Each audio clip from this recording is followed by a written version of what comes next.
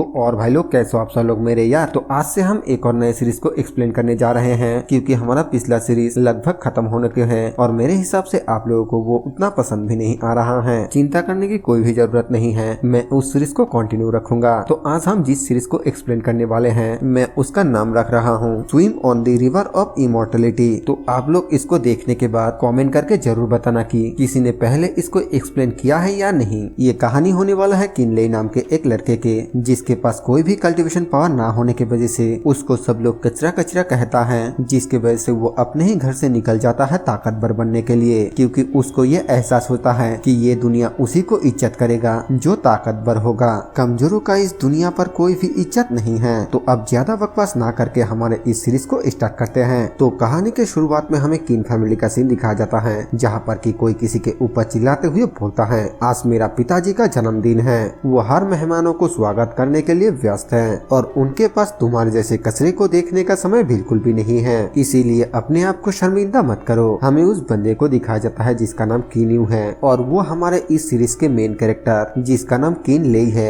उसको ही ये सब कुछ बोल रहा था। वो कीन्यू को बोलता है, नाइन्थ ब्रदर प्लीज मुझे पिताजी से मिलने दो। मैं पिछले 3 साल से पिताजी को एक भी शब्द नहीं कहा। वो फिर से किनले के ऊपर चिल्लाते हुए बोलता है, तुम पिताजी को देखना चाहते हो। अपने इस वर्थलेस टैलेंट के साथ वो किनले के कॉलर को पकड़कर उसको पांच मारते हुए बोलता है, तुम पिताजी से मिलने के काबिल बिल्कुल भी नहीं हो, इसीलिए तुम अभी के अभी यहाँ से चले जाओ। ये बोलकर वो किनले को पांच मारने ही वाला होता है कि तभी कोई उसके हाथ पर अटैक करके उसको रोक देता है। वो दोनों हैरान होकर उस तरफ देखने लगता है, जिसके बाद हमें वहाँ पर एक इंसान को दिखाया जाता है जिसका नाम किन फैंग होता है। वो बोलता है, नाइन ब्रदर मैंने तुम्हें कई बार चेतावनी दिया था कि तुम 13 ब्रदर को बिल्कुल भी बुली मत करना, क्या तुमने मेरे बातों को अनसुना कर दिया। किनले खुश होते हुए बोलता है, सेकंड ब्रदर। दूसरी तरफ कीनू घबराते हुए बोलता है, सेकंड ब्रदर प्लीज आप गुस्सा मत करिए। किनफेंग बोलता है, गेट लॉस्ट। और फिर वो किनले के पास जाकर उससे पूछता है, क्या इस डब्बे में पिताजी के जन्मदिन के तोहफे हैं। किनले बोलता है, हाँ। किनफेंग बोलता है, पिताजी के जन्मदिन सभी एल्डर को खुश करने का दिन होता है। जो लोग व्यस्त है उनके लिए ये नॉर्मल है कि वो आपको देख ना सके। चलो मैं तुम्हें अंदर लेकर जाता हूँ। किनले थोड़ा दुखी होते हुए बोलता है, सेकंड ब्रदर क्या पिताजी मुझे भूल गए हैं। सेकंड ब्रदर बोलता है, आखिरकार ये कैसे हो सकता है, पिताजी बहुत ही ज्यादा व्यस्त है, इसीलिए इसके बारे में ज्यादा मत सोचो।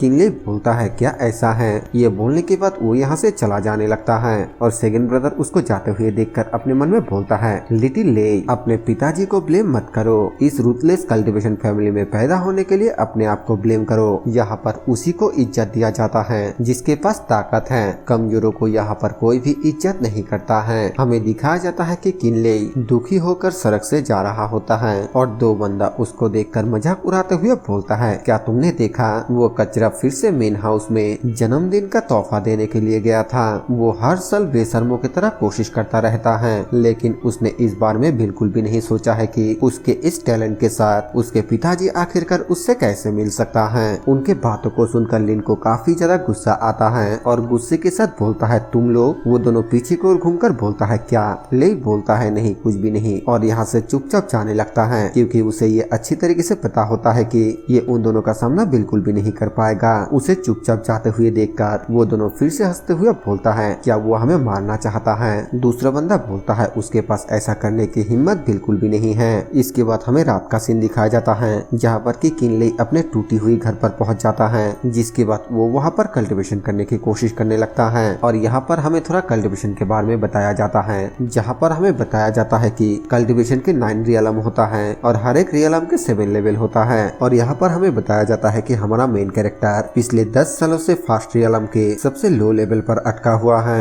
वो बोलता है, ताकत के बिना आखिरकार उनके साथ फाइट करने का क्या मतलब है। किसी भी मामले में खुद को साबित करने का एकलौता तरीका कल्टीवेशन को आगे बढ़ाना है। और यही पर हमें उसके गले के पेंडेंट को दिखाया जाता है, जो कि अचानक धीरे धीरे टूटने लगता है, जिसके बाद उसके अंदर से बहुत सारे स्पिरिचुअल एनर्जी बाहर निकलकर किनले के बॉडी के अंदर एब्जॉर्ब होने लगता है। और फिर वो जेट पेंडेंट फिर से पहले जैसा हो जाता है, जिसके बाद किनले हैरान होकर अपना आंखें खोलता है और बोलता है, क्या आखिरकार यहाँ पर क्या चल रहा है। फिर वो उस जेट पेंडेंट को देखते हुए बोलता है, जब मैं बच्चा था तब मैंने जिस पेंडेंट को उठाया था वो अचानक आखिरकार क्यों टूट गया। और फिर अचानक उसके सामने एक सील अपेयर होता है, जिसे देखकर वो हैरान होते हुए बोलता है, आखिरकार ये क्या चीज है? क्या ये वही चीज है जिसके बारे में मुझे एल्डर ब्रदर ने कहा था? फिर वो शांत होते हुए बोलता है, नहीं, मुझे ज्यादा एक्साइटेड नहीं होना चाहिए। फिर वो अपने पास से 2 पील को बाहर निकल कर बोलता है, सेकंड ब्रदर ने मुझे कहा था कि जब भी मैं इस बैरियर को पार करूं तब मैं इन 2 कीवाई गैदरिंग पील को खा लूं। और तभी वो अपने हाथों के पील को देखकर बहुत ही ज्यादा हैरान होते हुए बोलता है, क्या इन दोनों कीवाई गैदरिंग पील के इम्प्योरिटी बाहर निकल गया?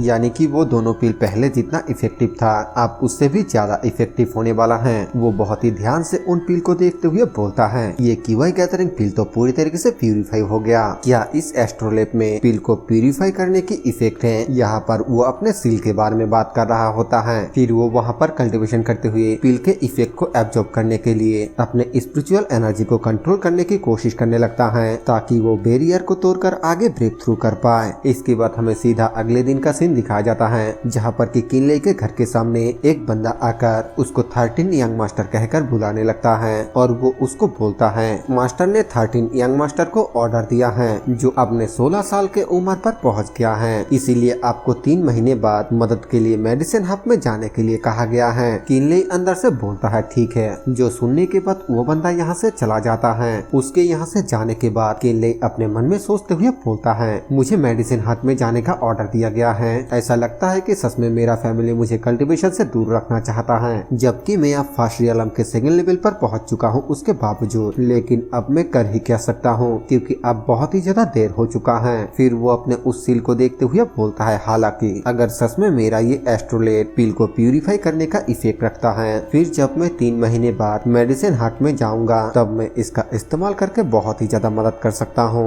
इसके बाद यहाँ से सीन चेंज होता है जहाँ पर कि कीन्यू किसी को बोलता है, क्या किनले को मेडिसिन हट पर रखा गया है? माँ, आखिरकार अब हमें क्या करना चाहिए? भले ही किनले एक कचरा है लेकिन वो बेवकूफ बिल्कुल भी नहीं है। अगर हमने मेडिसिन हट के लिए जो कुछ भी किया और पिताजी उसे उसको दे दे तब तो हमारा बहुत ही ज्यादा नुकसान हो जाएगा। उसका माँ बोलती है, आखिरकार तुम किस बात से डर रहे हो? जाओ और जाकर अपने अंकल को इसके बारे में बताओ। जब किनले वहाँ पर आएगा तब वो उसे सफर कराएगा और उसको एक अच्छा सबक सिखाएगा। किन्यू हंसते हुए बोलता है, ठीक है। इसके बाद हमें 3 महीने के बाद मेडिसिन हट का सीन दिखाया जाता है जहाँ पर कि बहुत ही ज्यादा भीड़ होता है और वहाँ पर किनले आकर बोलता है, शॉपकीपर झांग, मैं किनले हूँ और मैं यहाँ पर अपने ड्यूटी पर रिपोर्ट करने के लिए आया हूँ। शॉपकीपर झांग उसको वेलकम करता है और दूसरी तरफ वो अपने मन में किन्यू के बातों को याद करने लगता है जहाँ पर कि किन्यू ने उसको कहा था वो कचरा यहाँ पर आ रहा है तो उसको थोड़ा अच्छी तरीके से ट्रीट करना। फिर शॉपकीपर झांग एक लड़के को बोलता है, सेकंड सन, यंग मास्टर ले को उसके कमरे तक लेकर जाओ। यहाँ पर शायद से वो लड़का शॉपकीपर का बेटा नहीं है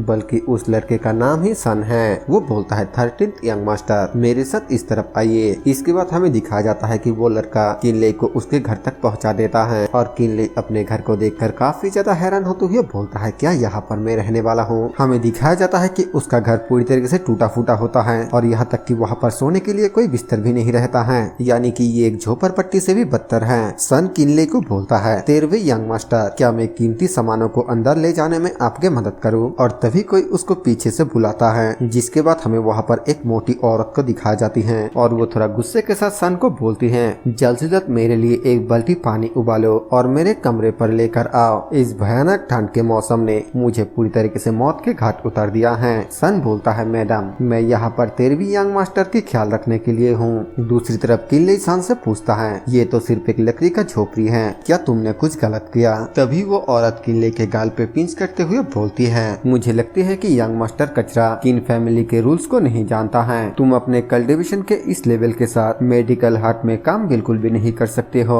ज्यादा से ज्यादा तुम सिर्फ एक हैंडीमैन ही बन सकते हो, यानी कि हाथ बटाने वाला। तुम्हारे लिए इस झोपड़पट्टी में रहना ही बेहतर है। तुम यहाँ पर अजीबोगरीब काम कर सकते हो, इसीलिए निराश मत हो। किनले उस औरत को घूरते हुए बोलता है, मुझे छोड़ दो। जो सुनकर वो औरत गुस्सा हो जाती है और किनले को बोलती है, क्या तुम गुस्सा हो? क्या तुम सच में अपने आप को एक यंग मास्टर की तरह समझते हो? मेरे बात को कान खोल कर सुन लो, जब तुम मेडिसिन हार्ट में रहो तब बिल्कुल अच्छी तरीके से पेश आना। किनले फिर से घूरते हुए बोलता है, मैंने कहा कि मुझे छोड़ दो, और फिर उस औरत को धक्का दे देता है, जिस वजह से वो औरत कुछ ज्यादा ही पीछे जाकर गिरता है। आसपास के लोग ये देखकर भागता हुआ आता है और बोलता है, अरे नहीं मैडम, क्या आप ठीक है? जल्द से जल्द शॉपकीपर को यहाँ पर बुलाओ। दूसरी तरफ किनले अपने मन में बोलता है, हालांकि मैं गुस्से में था, फिर भी मैंने सिर्फ थोड़ा सा ही ताकत का इस्तेमाल किया, लेकिन ये मुझे लगता है कि जैसे कुछ बदल गया है। ये बोलकर वो अपने हाथ को देखने लगता है और तभी हमें दिखाया जाता है कि वहाँ पर सान शॉपकीपर को लेकर आता है और शॉपकीपर अपने पत्नी को गिरा हुआ देखकर हैरानी के साथ बोलता है, आखिरकार यहाँ पर क्या हो रहा है। किनले बोलता है, शॉपकीपर झांग, आपके पत्नी ने कहा कि किन फैमिली के रूल्स के हिसाब से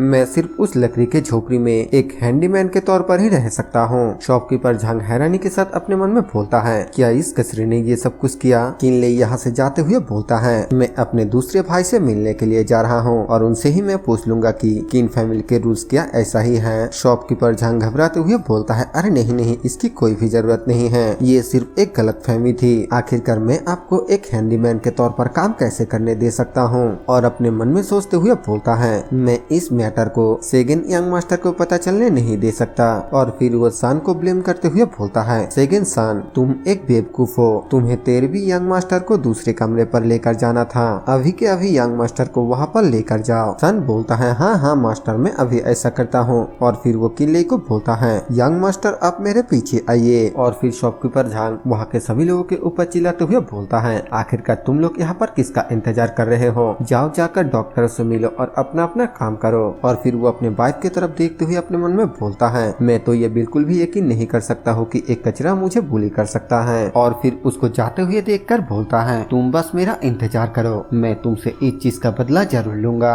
और यही पर हमारा इस सीरीज का पहला एपिसोड खत्म हो जाता है। तो ये वाला सीरीज आप लोगों को कैसा लगा कमेंट करके जरूर बताना और साथ में लाइक और सब्सक्राइब करना मत भूलना। मैं मिलता हूँ अब सभी से एक और नई वीडियो के साथ, तब तक के लिए बाय बाय।